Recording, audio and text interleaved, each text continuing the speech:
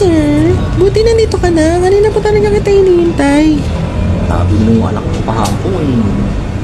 Kasi may panghulog na ako Wala sa'yo. ka daw. Kaso may konting problema. Yung panghuli ko kasi sa'yo, naibayad ko dun sa cellphone ko na inuhulugan. Pero huwag ka mag-alala. Nagawa ko naman ng paraan. Ano yan? Oo nga sir, maganda to.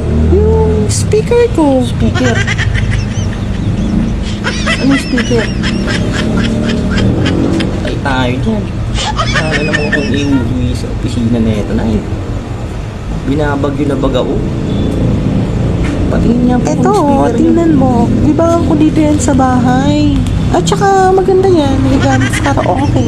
Meron yan dalawang microphone. Pwede kaya magkantahan ng jowa mo dyan. O, di ba ang ganda? Handy-dandy, sir. Kaya, kunin mo tayo. Siguro naman, sasapat na to. Sasapat sa mo.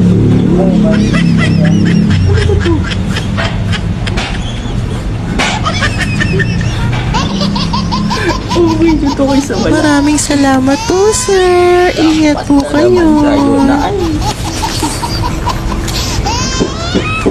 Salamat po. Jackpot na naman sa'yo, te. Uwi na naman gawaan si Miguelito. Very wrong.